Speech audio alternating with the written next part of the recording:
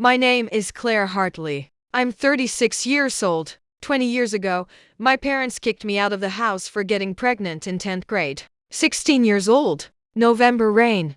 One suitcase. My mother pointing at the door, telling me I was dead to them. That same night, they signed papers erasing me from the family. Me and any child I might ever have. I kept those papers. I kept everything. For 2 decades, I was invisible. They told a very own I'd moved abroad, built their spotless reputation on the grave of that daughter they threw away. Then last week, they showed up at my door, desperate, smiling, demanding to meet her grandson, a grandson they'd bragged about for months to 200 of their most powerful friends. They offered me $250,000. They had no idea that the grandson they'd been promising ever you needn't exist. And what they found instead would tear apart everything they'd spent 50 years building. Portland, Oregon, November 2004. I was 16, a sophomore at Stedy. Catherine A. Zakety and the youngest child of Robert and Sandra Hartley. On paper, we were the perfect family.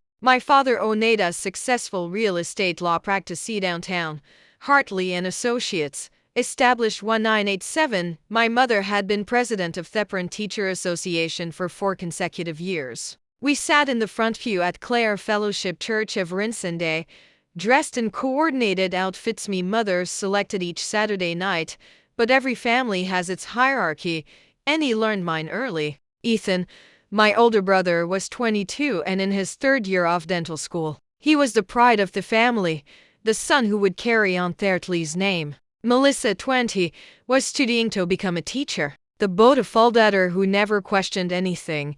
And then there was me. I was what my mother once called the surprise. Born when she was 34, 6 years after she'd thought she was done having children. I didn't think she ever forgave me for disrupting her plans. The signs were subtle, but constant. Family photos displayed prominently in the living room somehow never included my school portraits. Dinner conversations revolved around Ethan's clinical rotations or Melissa's student teaching placement. When I mentioned making the honor roll, my father would nod and say, "That's nice, Claire," before turning back to Ethan. I learned to make myself small, to not ask for too much, to not need too much. My father had a saying he repeated at every family gathering. Reputation takes 20 years to build and 5 minutes to destroy. I didn't understand then how prophetic those words would become, or that I would be the 5 minutes he feared. I met Tyler Brooks at the public library downtown. It sounds unremarkable, but for me, the library was sanctuary, a place where no one compared me to my siblings or reminded me of expectations I could never meet. I went there 3 afternoons a week, ostensibly to study, really, just to breathe. Tyler attended Jefferson High, the public school my parents would never acknowledge existed. He was 17, worked part-time at his uncle's auto repair shop, and had the kindest eyes I'd ever seen. He found me crying in the biography section one October afternoon after my mother had forgotten to pick me up from school for the 3rd time that month. "Hey," he said, sliding into the seat across from me. "You okay?" No one had asked me that in a very long time. We dated secretly for 2 months. He was gentle and patient and made me feel like he mattered, like I was someone worth remembering. October 28, 2004. I'll never forget staring at that pregnancy test in the bathroom of a gas station 3 miles from my school. 2 pink lines. My hands wouldn't stop shaking when I told Tyler he didn't run, he didn't make excuses. He held my hands and said, "We'll figure this out together, Claire. You're not alone." I wanted to believe him. Part of me did, but I knew my parents. I knew what mattered to them. And I knew that when he told them, their first question wouldn't, "Are you okay?" It would be, "What will people think?" I decided to tell them at Sunday dinner. I didn't know it would be the last meal I'd ever eaten in that house. Sunday, November 14th, 2047 to 32 p.m. The roast beef was overcooked. I remember that detail, because I was staring at it trying to find the carraghetto. Speak while my father complained about a property dispute and my mother calculated which families would attend the church Christmas gala. I have something to tell you. The table went quiet. 4 faces turned toward me. My parents, Ethan home for the weekend, Melissa visiting from college. I was 8 weeks pregnant and I couldn't hide it much longer. I'm pregnant. My mother's fork clattered against her plate. My father didn't move. Who is the father? His voice wastes. Is it someone from Steedy, Catherine's? Someone we know? His name is Tyler Brooks. He goes to Jefferson High. He works at the public school. My mother's face had gone pale. You've been seeing a boy from the public school. He's a good person, Mom. He does. He come from a good family. My father cut in. What does his father do? He lives with his uncle. He works at an auto shop. The silence that followed lasted exactly 11 seconds. I counted. Then my father stood. You will not keep it. Robert, my mother started. She will not destroy everything we've built. He looked at me like I was a stranger, like I was something that needed to be removed. If you keep that baby, you are no longer part of this family. By 9:15 p.m., I was standing on the front porch with one suitcase, rain soaking through my sweater. My mother had opened the door and pointed outside. Not my father, me mother. Ethan and Melissa watched from the upstairs window. Neither of them came down. I called Tyler from a payphone at the gas station on Mulberry Street. My hands were shaking so badly I could barely dial. He picked up on the second ring. Claire. What's wrong? They kicked me out. 20 minutes later, his uncle's truck pulled up to the gas station. Tyler jumped out before it fully stopped, wrapped me in his jacket, and held me while I sobbed against his chest. I've got you, he said. I've got you. We didn't have a plan. We had 3-0 between us.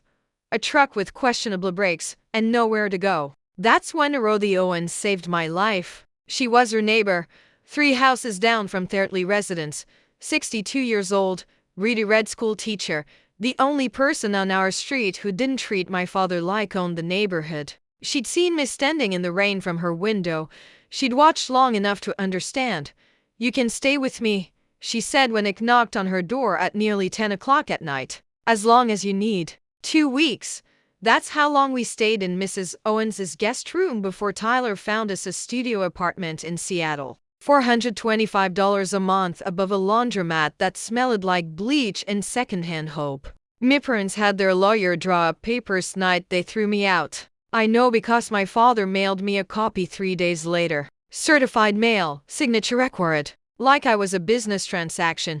The document stated that Claire Elizabeth Hartley forfeited all inheritance rights and the Hartley family bore no legal or moral obligation to her or any child born to her. I kept that paper. I've kept it for 20 years. Lily Claire Hartley Brooks was born on July 6, 2005 at Harborview Medical Center in Seattle. 7 lb 10 fingers, 10 toes. Her father's brown eyes and Miss stubborn chin. She came into the world screaming, and I thought, good scream. Make them hear you. Don't ever let neon make you small. The first 5 years were a blur of survival. Tyler worked double shifts at a repair shop in Ballard while I finished my GED, then started community college classes, 2 at a time, whatever I could manage around Lily's schedule. We lived on ramen noodles and free bread from the day-old bin at the bakery down the street. I learned to sew patches onto patches to make a dollar stretch until it begged for mercy. I sent my parents a birth announcement when Lily was born. No response. I sent a photo on her first birthday. Silence. By her second birthday, I stopped trying. Tyler and I never got married. We kept saying we would someday when we had money for Ariel wedding. When life calmed down, someday kept getting pushed back. Then on March 15, 2010, a delivery truck ran a red light on Aurora Avenue. Tyler was driving home from a night shift. The police officer who came to Midor said he died on impact. He was 26 years old. Lily was 4. The life insurance policy Tyler had through work paid out $12,000. Oh, that was it. $12,000 for 26 years of a good man's life. I was 22 years old. A single mother with a 4-year-old daughter. $12,000. And absolutely no one to call. I could have given up then. I didn't. I'd started doing small interior design projects while Tyler was alive. Decorating apartments for neighbors who couldn't afford professionals. Staging homes for real estate agents willing to take a chance on a young mother with no credentials. I had an eye for it, Pio Plazade. A gift for making small space feel like home. After Tyler died, I threw myself into that work like my life depended on it, because it did. 2012. I met Patricia Shaw at a design workshop at Seattle Central College. She was 52, recently retired as creative director of a major design firm and looking for a project. For reasons I still don't fully understand, she chose me. You have talent, she said after reviewing my portfolio. Raw, unpolished, but real.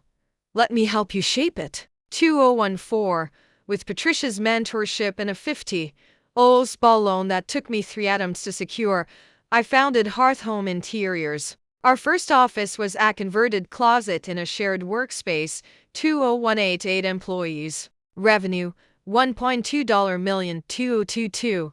Seattle Met Magazine ran a feature story on me. From teen mom to design CEO Claire Hartley's story, the journalist spent 3 days interviewing me about my journey. The pregnancy at 16, being cut off from my family, losing Tyler, building a business from nothing. I told her everything except my parents' names. Not to protect them. To protect Lily from anyone who might try to connect her to people who never wanted her to exist.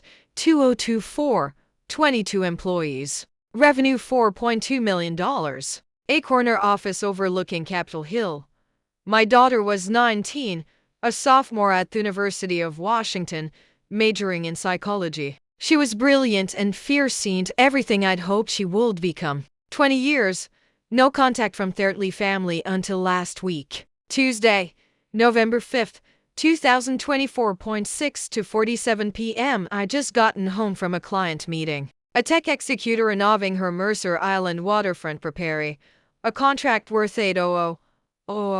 My mind was still running through fabric samples and lighting options. When it turned onto my street and saw the car, a black Mercedes-Benz S-Class, organ plates, my heart stopped. I parked in my driveway and sat there for a full minute, gripping the steering wheel, watching 2 figures standing at my front door. The man had gray hair now, stooped shoulders. The woman still held herself with that rigid posture. I remembered that constant vigilance against anything that might disturb her carefully constructed world. Robert and Sandra Hartley, my parents. I hadn't seen them in 20 years. I considered driving away, going to a hotel, calling Lily, pretending this wasn't happening. But I was 36 years old. I owned a company. I had built a life without them. I would not run. I got out of my car and walked toward them. My father spoke first. Claire, you look. He paused, scanning me, my designer coat, my leather bag, my house. Well, what are you doing here? My mother stepped forward. Her face had more lines now. Her hair a careful shade of ash blonde that didn't quite match her age. We know about your son, Claire. We know you have a son. I stared either. We'd like to meet him, my father added. We'd like to reconnect as a family. The absurdity of it nearly made him laugh. 20 years of silence. 20 years of pretending I didn't exist. And Nothi were standing on my porch asking Tummy the grandson they'd never bothered talk no. A grandson who didn't exist. I let him into my house. I still don't know maybe I needed to hear what 20 years of silence had led to. My father sat in my living room like he was evaluating a property for purchase, assessing the hardwood floors, the custom built-in shelves, the original artwork on the walls. My mother perched on the edge of my sofa, hands folded, spine straight. Your anniversary, I said. That's why you're here, 50 years. My father almost smiled. November 15th. We're hosting a celebration at the Heathman Hotel. 2 old guests. The mayor will be there, Pastor Jamison, the Rotary Club board. What does that have to do with me? My mother exchanged a glance with my father. There have been questions, Claire, about you, about what happened 20 years ago. People talk, my father added. Some people remember that we had a 3rd child. They've asked where you are. What happened to you? We've always said you moved away, went abroad. But lately, questions have become more persistent. So, you need me to make an appearance. Show everyone that the Hartley family is well and happy. We need your son. My mother's voice was firm. We've told people about him, about our grandson. Hess will be there representing the next generation of the Hartley family. The room went very still. Who told you you have a son? We read that article. My father waved his hand dismissively. The magazine piece. It mentioned your child, your successful business. You've done better than we expected. Better than we expected. As if I'd been graded. As if my entire life was a test I might have failed. And if I refuse, my father's jaw tightened. Let's not make this difficult, Claire. My father raked into his leather briefcase and withdrew a blank check. The sight of it made Mr. Mac turn. We're prepared to compensate you, he said, placing it on me coffee table. 25000. You bring your son to the party. Stay for 3 hours. Take some family photos.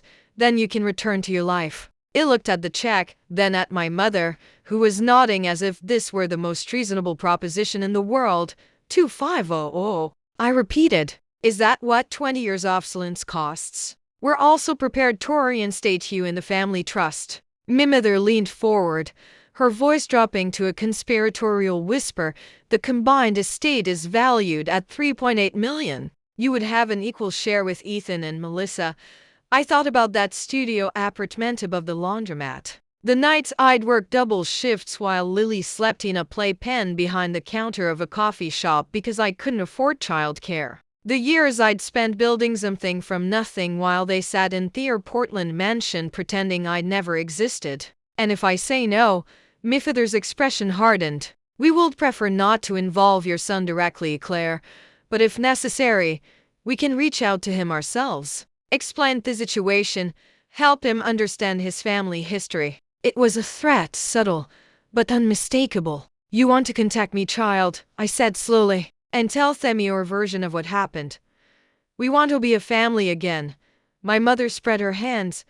The picture of reasonliness. Isn't that what you've always wanted? I was about to answer when I heard footsteps on the stairs, and everything changed. Mom, is everything okay? I heard voices. Lily stopped at the bottom of the stairs, her psychology textbook still in her hand. She was wearing sweatpants and a University of Washington hoodie. Her dark hair pulled into a messy ponytail. She looked exactly like what she was, a 19-year-old college student who'd been studying in her room. My mother rose to her feet, her face cycling through confusion, calculation, and something close to horror. Who is this? This ice Lily. I stood positioning myself slightly between my daughter and my parents. My daughter? Your granddaughter? Daughter? My father's voice cracked. But we were told the article said. The article said child. You assume thereist. Lily's gaze moved from me to the strangers in our living room. Understanding dawned in her eyes. Desire them. The grandparents who threw you out when you were pregnant with me. My mother flinched. That's not it was more complicated then. Which part was complicated? Lily crossed her arms. The part where you kicked a 16-year-old out in the rain or the part where you spent 20 years pretending she didn't exist? Young lady, my father started. I'm not your young lady. I'm the grandchild you never wanted to meet. The one you tried to make disappear. Lily's voice was steady, but I could see her hands trembling. I know everything. Mom never hid it from me. I know about the letter. I know about the inheritance papers. I know you told your friends she went abroad. My parents sat in stunned silence. Lily looked at me. They came here for a grandson, didn't they? Someone they could show off, yes. She turned back to them with a cold smile. Surprise, my father recovered faster than my mother. I watched him recalibrate. Thelaware in him assessing this new variable. A granddaughter, he said carefully. That works. We can adjust the narrative. Lily can come to the party as what? Lily cut in. This granddaughter you've been hiding for 19 years. The daughter of the teen mem you threw away. We could say you're studying abroad. My mother's voice was pleading now. Recently returned. A surprise reunion. I was born in Seattle. I've never left the country. I'm a sophomore at UW. Lily laughed, but there was no humor in it. Do you even hear yourselves? You want me to lie to 20 people about my entire existence? The party is November 15th. My father checked his watch as if time was the only variable that mattered. 10 days from now. We need an answer by the 10th. I stood. I think you should leave. Claire, I'll consider what you've said, but not tonight. Not with Lily here. My mother rose, gathering her handbag. At the door, she turned back. This is an opportunity to heal, Grace, to put the past behind us. Don't let old wounds cost you your future. I watched them walk to their Mercedes, watched my father help my mother into the passenger seat the same way he had 1,000 times before, as if this were any ordinary evening. When the car disappeared around the corner, Lily spoke. You're not actually considering this, are you? I looked at my daughter, this fierce, brilliant young woman I'd raised alone. The person Robert and Sandra Hartley had tried to erase from existence before she was even born. No, I said, but I'm not done with them yet. Before we continue, let me ask you something. Have you ever stood where I stood that night, facing people wobbin' don't you only to return when they needed something? I'd love to know what you would have done in my position. Drop a comment below. And if you want to see how this all unfolds, hit that subscribe button because what happened next? Evany didn't see it coming. That night, after Lily went to bed, I pulled a fireproof lockbox from the back of my closet. I hadn't opened it in years. Inside were the documents of my eraser. The notarized letter of disinheritance dated November 14, 2004. Signed by Robert Allen Hartley and Sandra Elizabeth Hartley. Witnessed by a notary named Frank Sullivan. I remembered the day my father mailed it to me. Certified mail, requiring my signature. As if he wanted to make sure I knew exactly how thorough he'd been. The document was 3 pages. Legal language designed to be airtight, ensuring that Claire Elizabeth Hartley Hairby forfeits all claims to the Hartley's family estate, and that the family bears no legal or moral obligation to the aforementioned party, or any dependents thereof. Any dependents thereof, Lily, reduced to 3 words in a legal document, erased before she took her first breath. I photographed each page with my phone, uploaded them to my cloud storage, made backup copies. Mom, I looked up. Lily was standing in my doorway, arms wrapped around herself. I couldn't sleep either. She sat beside me on the bed, looking at the document spread across my comforter. Is that the letter? Yes. She picked up the first page, reading slowly. When she finished, her eyes were bright with tears she refused to let fall. They really did it, she whispered. They really just cut you out like you were nothing. They did. What are you going to do with these? I looked at my daughter at the evidence of 20 years of calculated cruelty laid out before us. I don't know yet, I admitted, but whatever I do, they won't be able to pretend anymore. Lily nodded slowly. I might have an idea. The next morning, I made a call I hadn't made in over a year. Dorothy Owens answered on the 3rd ring. Claire, is that you, sweetheart? Mrs. Owens? I smiled despite everything. I hope I'm not calling too early. At my age, early is relative. What's wrong? You sound like you've got weight on your shoulders. I told her about my parents' visit, a booth grandson they'd invented, the anniversary party, the 25000. When I finished, the line was quiet for a long moment. Those people, she finally said. 20 years and they haven't changed a own bit, Mrs. Owens. I need to ask you something. That night, November 14, 2004, say. I remember it like it was yesterday. Her voice hardened. I watched from my window, saw you standing in the rain, that little suitcase at your feet, watched your parents' car drive away. I should have come out sooner. I've regretted that every day since. Do you still have your security camera footage from back then? A pause. You know, I never delete anything. Old teacher's habit. Document everything. Let me check my files. 20 minutes later, my phone buzzed with an email. A grainy, unmistakable image. A 16-year-old girl standing on a porch in the rain. 9:17 p.m. November 14th, 2004. The timestamp was visible in the corner. The address, my parents' house, was partially visible in the frame. That is you, Mrs. Owens said when I called her back. That's the night they threw you away. Would you be willing to verify this officially if needed? Honey, I've been waiting 20 years for someone to ask. Her voice was fierce. Whatever you need, I'm there. I thanked her and hung up. 2 pieces of evidence, twatnesses. Now, I needed a plan. I spent that evening rereading my own story.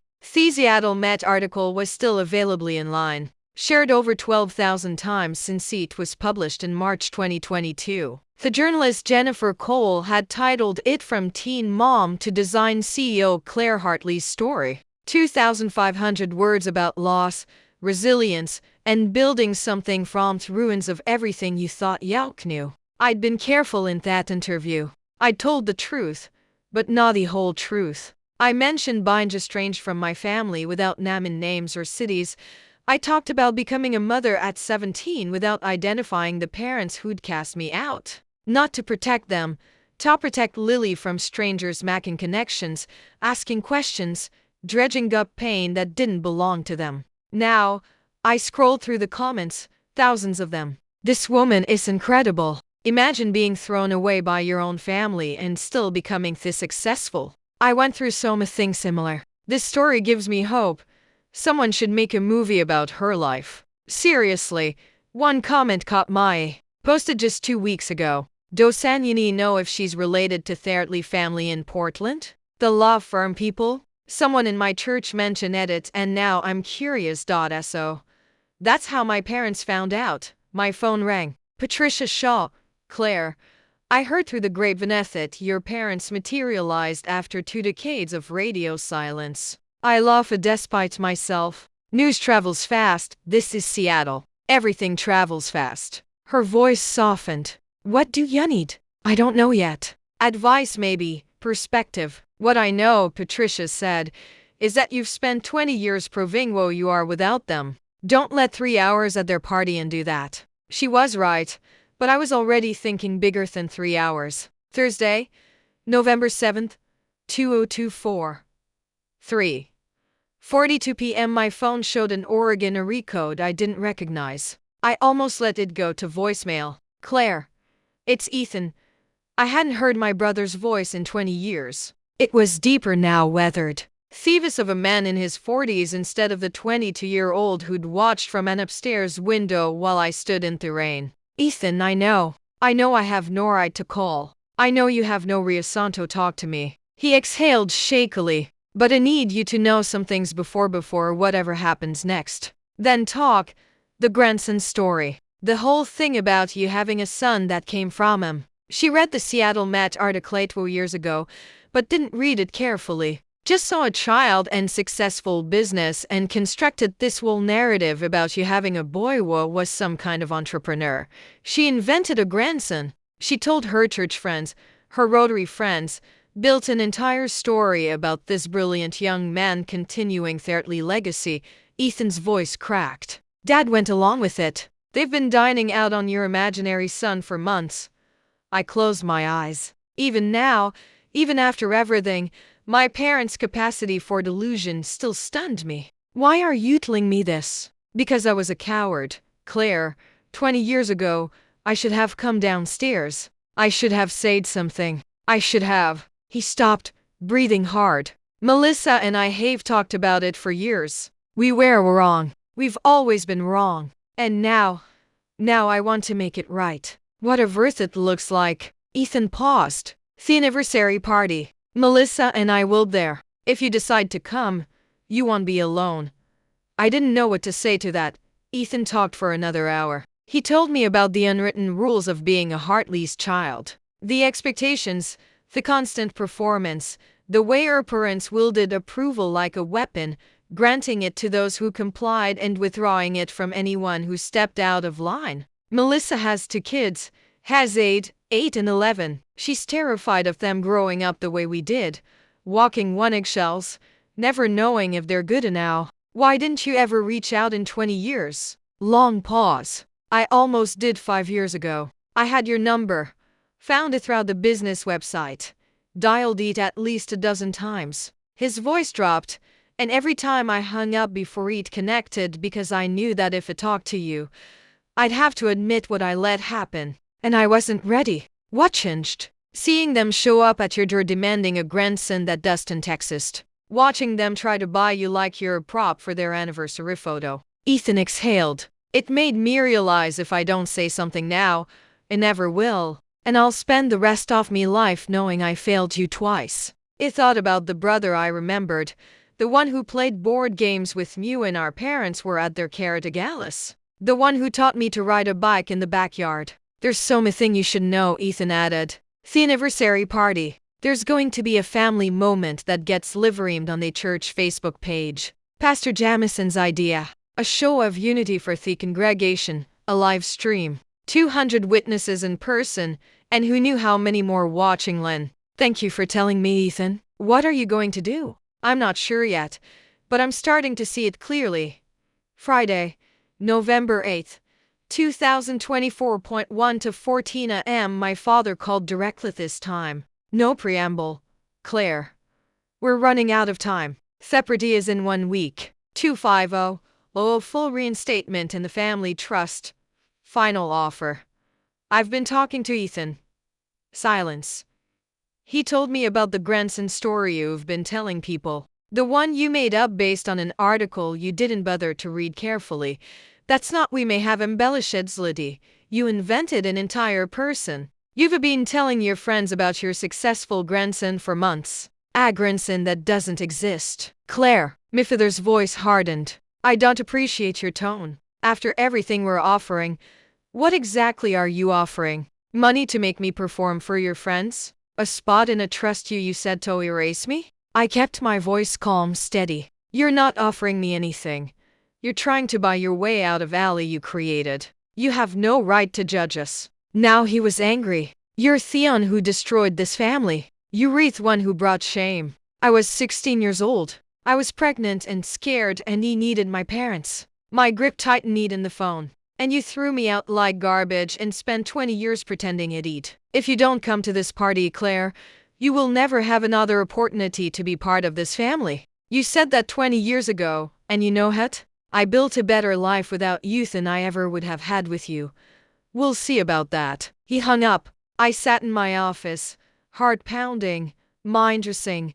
1 week, 200 guests, 1 live stream. It was time to stop letting them control the narrative. That evening, I sat at my dining table with Lily and Patricia. They want a performance, Patricia said, swirling her wine. They want you to show up, smile for the cameras, validate 20 years of lies. They want to use you, Lily added. The same way they've always used you as something to manage, not someone to love. I looked at both of them. My mentor, my daughter, the family I'd built for myself. I'm going to that party. Lily's head snapped up.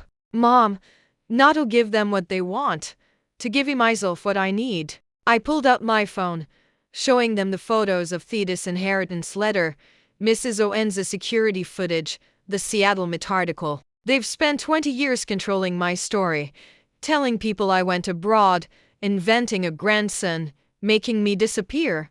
And you want to undisappear? Patricia said slowly. I want to tell the truth in front of everyone who matters to them on their stage, at their party, during their precious live stream. I took a breath, not to humiliate them, but to stop letting them pretend I don't exist.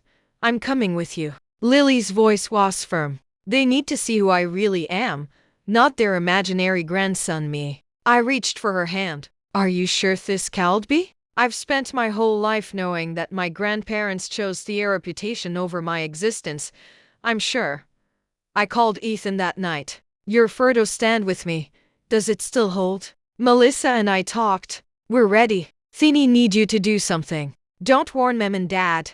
Don't tell them I'm coming. Can you do that? Yes. Good. I looked toward the Seattle skyline, at the life I'd built from nothing. Because in 1 week we're going to show them what family actually means. Saturday, November 15th, 2024. 6:47 p.m. The Crystal Ballroom at Heathman Hotel was everything my parents would have chosen. Chandeliers dripping crystal white tablecloth starched to precision. Floor arrangements that probably cost more than my first month's rent in Seattle. 2 old guests in formal attire, clutching companion flutes, making small talk about golf handicaps and investment portfolio.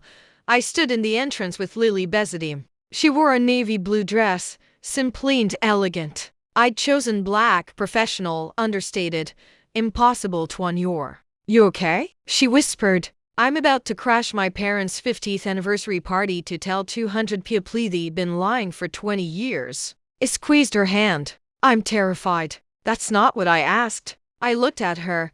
This incredible young woman who'd grown up knowing her grandparents had tried to raise her, who'd built her own strength from that knowledge instead of letting it break her. "Yeah," I said. "I'm okay." We walked in. The room was arranged around a raised platform at the far end where my parents would give their speeches. A camera crew was setting up the live stream for Clare Fellowship Church. I could see the Facebook Live indicator already blinking. And there they were, Robert and Sandra Hartley standing on that stage surrounded by well-wishers, my mother in champagne-colored silk, my father in a tailored navy suit, both of them glowing with the confidence of people who believed they'd won. They hadn't noticed us yet. The room was too crowded, the attention too focused on them, but heads were starting to turn.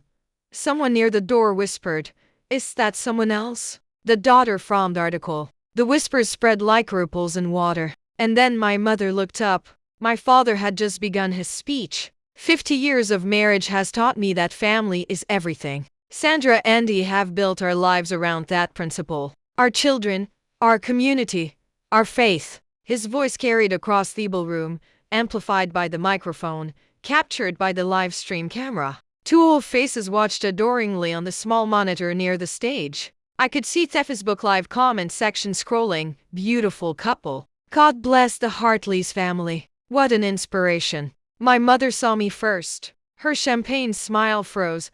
I watched her hand tighten on my father's arm. He followed her gaze, stopped mid-sentence. The room began tinnitus, heads turning, whispers building. Someone near the back said loud enough to carry, "That's her from magazine. The design CEO." Someone else, "That's Robert's daughter. I thought she was in Europe." My father covered first. As I was saying, family has always. I started walking toward the stage. The crowd parted, not dramatically. This wasn't a movie, but people stepped aside, sensing something was about to happen. Lily walked beside him, her chin high, her steps steady. Ethan appeared at the edge of the crowd. Melissa beside him. They didn't try to stop me. They just watched. "Claire." My father's voice came through the speakers, strained now. What a surprise. We weren't expecting. I climbed the 3 steps to the platform.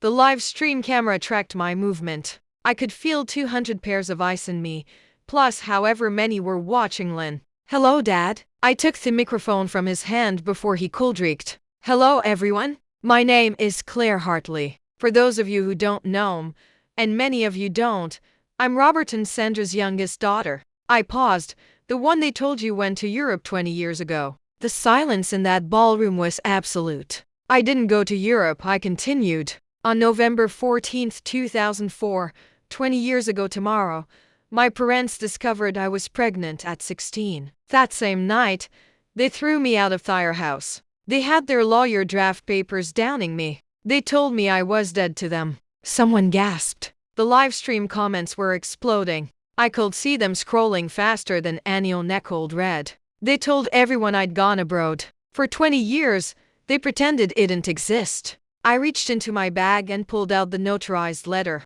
"This is the document my father mailed me 3 days after throwing me out. It states that I forfeit all inheritance rights and the Hartley family has no obligation to own or I quote any dependents thereof." He held it up to the camera close enough to read. "Those dependent? That's me daughter Lily." I gestured to her chested at the edge of the stage. "Your granddaughter who you've never met. The grandson you've been telling your friends about for months doesn't exist. You invented him based on a magazine article you didn't read carefully." My father grabbed for the microphone. "Claire, this isn't the place." "When is that place, Dad?" I held the mic out of his reach. "When is the right time to tell the truth? You came to my house last week offering me 250 to parade a fictional grandson at this party. 250 to make your lie look real." I turned to the crowd, to the camera, to the 2 witnesses and the thousands watching Lynn. "I didn't come here for money. I came here because I'm done being erased." Pastor Jameson stepped forward. "Robert, is this true?" My father called answer. My mother started crying. I'd only seen Sandra Hartley cry once in my entire childhood at her own mother's funeral. Now tears streamed down her face, ruining the careful makeup she'd spent hours perfecting. "Robert," Pastor Jameson's voice was firm. "He asked you a question. Is what your daughter is saying true? The room held its breath. My father looked at the crowd, the mayor, the Rotary Club board members, the church elders who had respected him for decades. I watched him calculate, search for an angle, try to find words that would spin this into something acceptable. He couldn't find them. It was a difficult time, Heffenly said. We made decisions that you threw me out because I was pregnant. My voice stayed calm. Because your reputation mattered more than your child. Ethan stepped onto the stage, then Melissa. They stood beside me, not itching, but present. She's telling the truth, Ethan said, his voice carrying through the room. Melissa and I were there that night. We watched from the window while our parents put our 16-year-old sister out in the rain. We never said anything. That was our failure. The whispers became a roar. I could see people pulling out phones, texting, recording. The mayor, Harold Crawford, was already moving toward the exit. Mrs. Owens, I said, pointing to a gay-haired woman in the back row who had flown in from Portland that morning. Our neighbor from 20 years ago. She saw everything. She has photos, timestamps. Maggie Owens stood, her chin lifted. I watched that child stand in the rain for 10 minutes before she walked away. It gave her a place to sleep. The Hartley family never once asked where she went. The live stream comments exploded. This is insane. Those poor girls. Sammy called the news. Can you imagine standing where my parents stood in that moment? Everything they'd built, 50 years of reputation, the respect of their community, the image they'd polished so carefully, crumbling in 3 minutes of truth. Hit that like button if you think they deserved it, and keep watching because what happened next surprised even me. I handed the microphone back to my father. He took it reflexively like a man in shock. I didn't come here to destroy you, I said quietly enough that only those on stage could hear. I came here to stop being invisible. Then I turned back to the crowd and raised my voice. I'm not asking for your pity. I don't need it. 20 years ago, I was thrown out with nothing. Today, I own a design company in Seattle with 22 employees and over $4 million in annual revenue. My daughter is a sophomore at the University of Washington. We built our lives without Hartley family's help.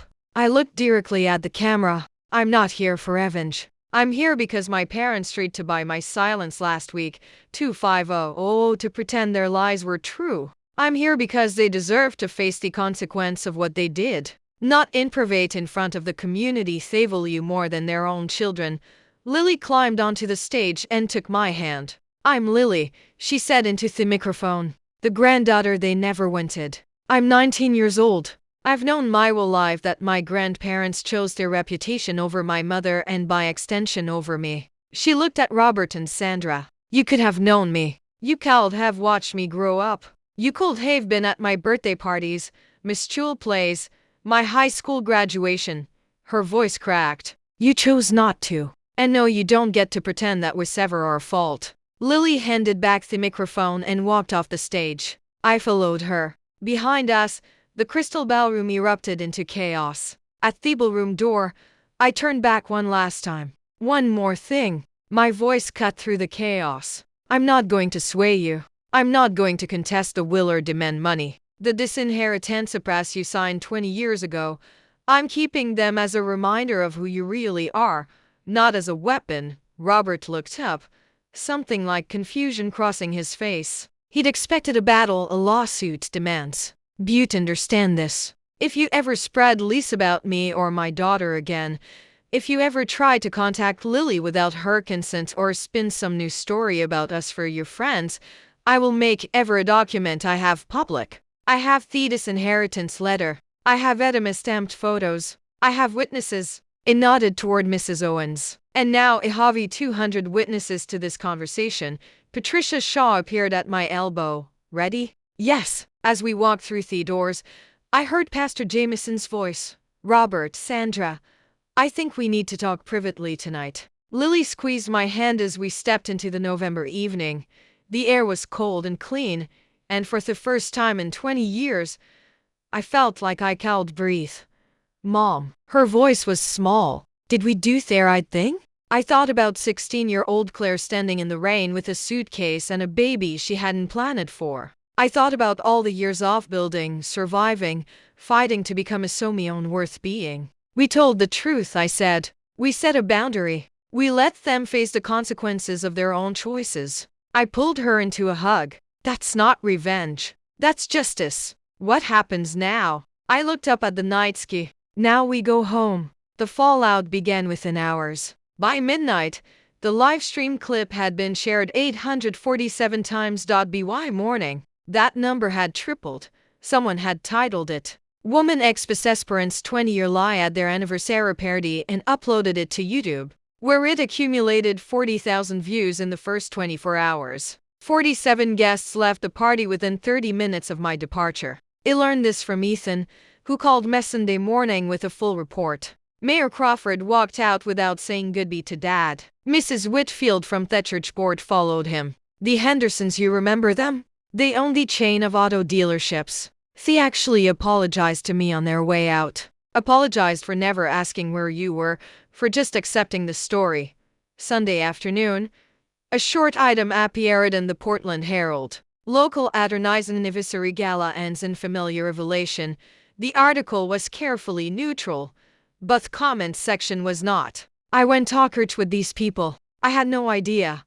Robert Hartley drew up my will. What kind of man throws out his own child? Anyone who watched that live stream will never see that family the same way. By Monday, Robert had resigned his position as elder at Clare Fellowship Church. For personal reasons, the church bulletin stated, but everyone knew. By Wednesday, the Rotary Club board announced they would be reviewing membership criteria at their next meeting. Robert's name was specifically mentioned in. And through it all, I was in Seattle answering emails from potential clients. 7 new inquiries came in that week. People who'd seen the Seattle Met article 2 years ago and had just connected it to the viral video. Some fallouts destroy, others clarify. Mine did both. The following Thursday, a reporter from Seattle Met called Jennifer Cole, the same journalist who'd written my profile 2 years earlier.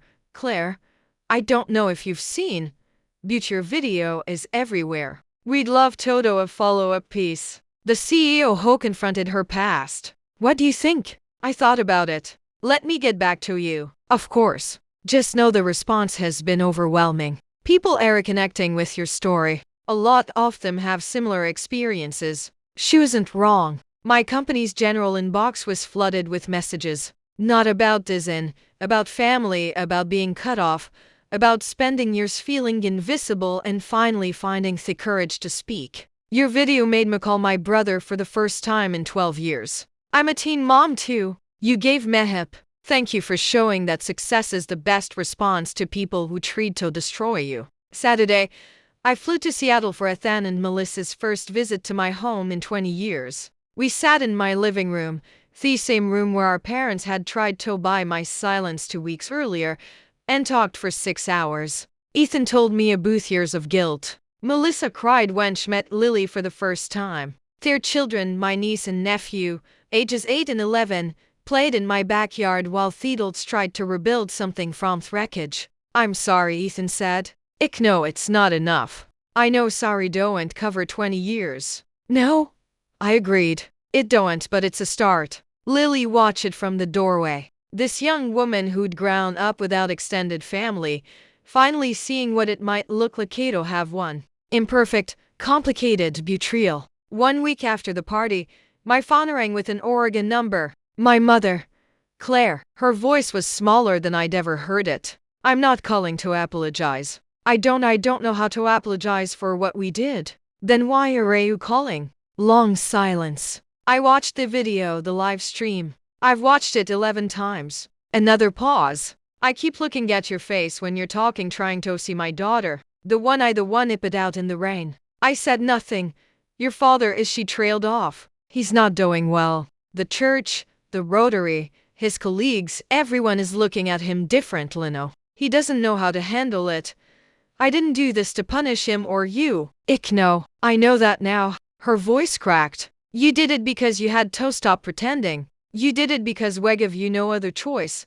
Why did you call, Mom? The longest silence yet. Because I wanted to hear your voice, because I haven't heard it in 20 years and I realized I might never hear it again.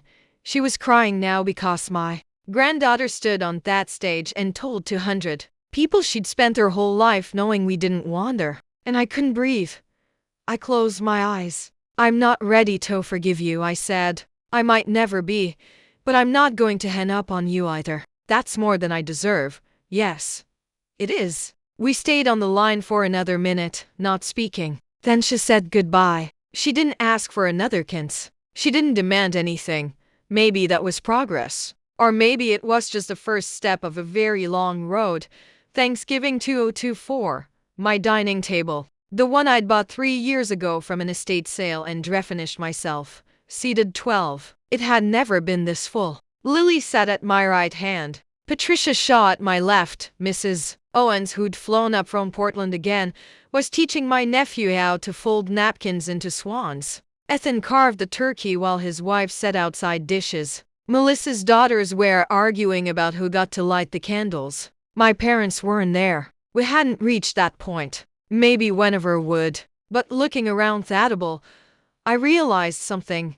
I'd spent 20 years mourning a family that had never really wanted me. Now I was surrounded by people who chosen to be here, who wanted to know me. Not a version of me, not a prop for their image, but me. Lily stood to make a toast. I wrote something for Mom. She pulled out a folded paper. When I was little, I used to ask why I didn't have a grandparents like the other kids. Mom always told me the truth, that they'd made a choice, and that choice wasn't about me. It took me years to really understand that. She looked at me, but she understands now, and I know that everything I have, everything I am, is because you never let their choice define us. She raised her glass. To the family we build, not the one we're born into. Everyone drank. Later, after the dishes were cleared and the guests were scattered through my house drinking coffee, I stood at the kitchen window. Lily appeared beside me. You okay? I looked at my daughter at this life I'd assembled from the ruins of everything I thought I'd lost.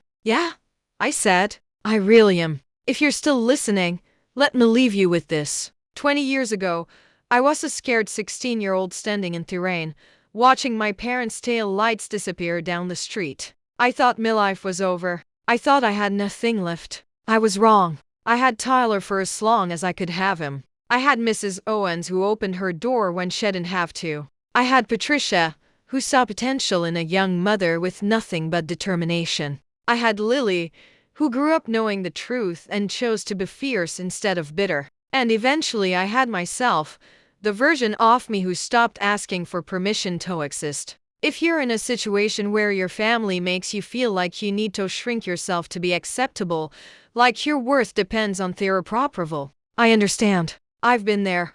But here's what I know now. You don't need their validation to know your value. Setting boundaries isn't revenge.